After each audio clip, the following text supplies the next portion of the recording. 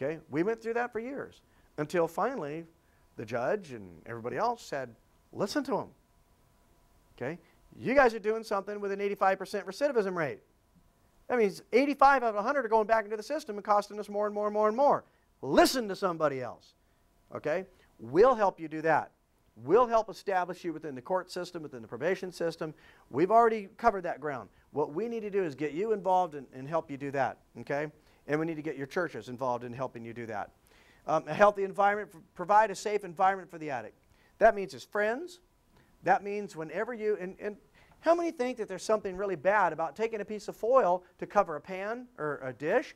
You take a piece of foil, you rip it up, you cut it off, and you get ready to cover your dish, and you look over, and one of the people that are staying with you has got sweat running down their hand or their head, and their hands are all sweaty, and they're like going through it because they smoked their dope right out of the foil, and you just triggered them. Okay? So the class in the future is going to be going through all these little things. You better know the people that you have in your house so you know how not to trigger them. Okay, if you're walking around, how many of you ever bought them little roses in those little glass little vases about like this, about that big around, and you buy all the roses in them and everybody thinks, oh, that's so cool and everything. Don't have them in your house if you have somebody that smokes meth, okay, because they use those little glass vials, okay? They bubble those things, those become their pipes, all right? So little things like that can trigger them. So we just have to be aware of it, that's all. A little bit of education goes a long way, it's not a problem. Here's some necessities. Help the addict get a job, a car. See, they can't get a car without a job because they don't have any money. So they got to get the job so they can have the money to buy the car. Now I want you to think about that, because how do you do that? If I don't have enough money to get to work because I don't have a car, then how am I supposed to get the money to be able to get the car? That's their thinking. Okay? So we need to help them. You get them to work for a little bit. In our program, it's 120 days, which means the last 30 days you get a job. And in that 30 days, we allow you to save money. So when you get out after 30 days, there's enough money there to be able to start you doing something. And if you're not ready to go out, we'll keep you for a while until you are ready to go out.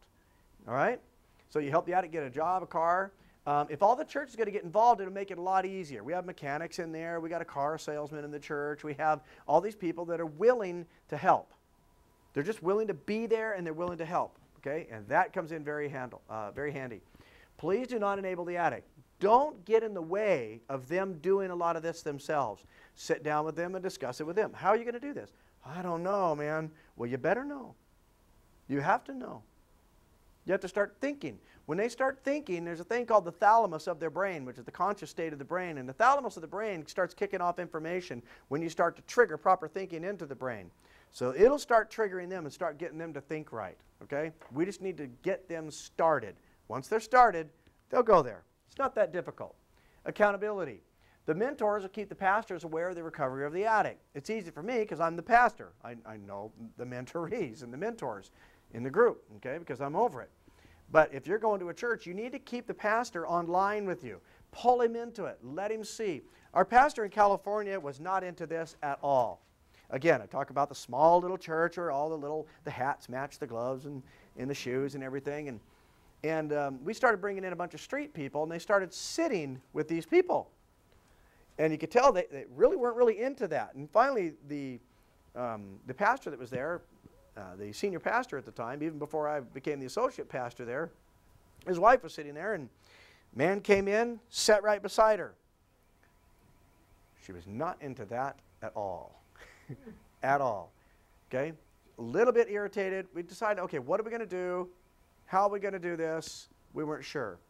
Except that I asked the pastor, I said, I'll tell you what, we're going down into the Santa Ana riverbed, and I want you to go with me tomorrow. He goes, well, I'm not really into that. I said, just come with me one time. Go with me. Nothing's going to happen to you. Just go with me. I'll walk you through this. He came back after that next day with tears in his eyes. He said, I didn't have any idea, no idea that this even existed. When they live in these little shelters of nothing but weeds in the bottom of the riverbed, and you walk into their little home, and they have this food, and you know it's all dumpster food. Every bit of it's dumpster food, and they're offering it to you when you come in because they really want to thank you for coming and seeing them. But they all had the same story, okay? And they all would tell us that the church would come, and then they would leave. They never saw him again. They slept in beautiful beds that night. They don't have to worry about it. But what about the people that are out there? And then when I left California, they said, here's one thing. They said, when you leave, the church it'll all stop. And I said, no, not with Christians. Christians do it because we mean it. We really do love you. And we left. And what do you think happened? It all stopped. It all stopped. There has to be somebody with a vision. Without the vision, it's going to stop. Well, you're the ones with the vision, or you wouldn't be here. Now you have to spread that vision. And when you go out and you attach yourself somehow to the working of the ministry with Christ, it works. If you do it on your own, it will not work. You need support from the body of Christ because you don't have all the gifts that it takes. Get somebody there to help you. Counsel. Between the family members of the addict, it's very important that they get the counsel that they need. So find somebody in your church that can help with the families. Find somebody in the church that can help with the addict itself and with their children. If you know someone that's really good with children, get everybody involved if you can. Start talking to people, getting them involved. We have a lot of people in our church that just really help. Brenda loves the kids, no matter what. So Brenda's idea in this is when we get these particular addicts, Brenda's job, she's going to go after the kids. Okay, Brenda's the one in the pink sweats over here. Okay? Her husband went through this thing 12 years ago. And now they're some of the greatest people in helping us to maintain when somebody gets out there. They keep tabs. They're behind the scenes people that do a whole lot of work, and we really appreciate them. They're the ones that after they came out of this whole nonsense, they're the ones that contribute a lot back to it. And that will come back to you after a while. The church is going to have massive growth. I can tell you that right now. Okay? Right now, in some of our meetings, we're talking about what we're going to do eventually because we've outgrown the building. We're going to outgrow the building that we just came into on 9th and Best Street. And so now we're figuring out, okay, what are we going to do? It's going to grow. You're not going to help. It's going to happen. You're not going to help it. So you have to be able to plan a little bit ahead to say, if we indeed get the lady or the man, we'll probably get the spouse and the children. And if they're young enough, you'll probably get the parents too and some of the relatives. And that's what happens every time. Here they're in rehab. The parents come. They sit in the back. Mom and dad get saved. Now they're on fire for God. They want to hang out with the kids, so they're coming. We have one guy. We had this lady by the name of Tammy that was in there for a while, and her dad started coming to church, started sitting in the back. And Tammy went to a different church after she left anything, but the dad, he did every Sunday. He sits in the back of that church, and he sits there, and he listens, and he's there, and he's faithful. And every now and then, he'll walk up and hand somebody a 20 spot and say, you know, I just want to let you know that I'm supporting you. Keep feeding these girls. It works. Little things like that. Be careful for growth because you got to handle the growth. Okay? Right now, the problem that we have is our group is pretty high maintenance. We have one of the most high maintenance churches that I know. If I could teach this type of stuff on a day-to-day basis, I could literally teach just to our congregation. You guys get more of my time than the girls at the ranch do. Okay? That's kind of sad. Make the addict feel a part of the body in a normal way.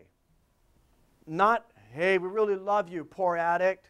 You know, they don't want to feel like the outcast. They want to feel like there's someone else in the church. They want to feel like they can do something. Making the addict a part of the family, making him feel at home, even in your home.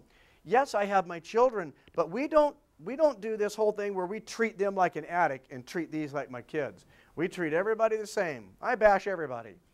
Okay? I make fun of everybody. Ask my kids. I line them up. They're all sitting at the little bar that we have in the kitchen, and they used to make fun of me because it's, Dad, you haven't hit me yet today. But I'll walk up behind them, and while they're sitting there, and just go, boom, boom, boom, boom, boom, boom.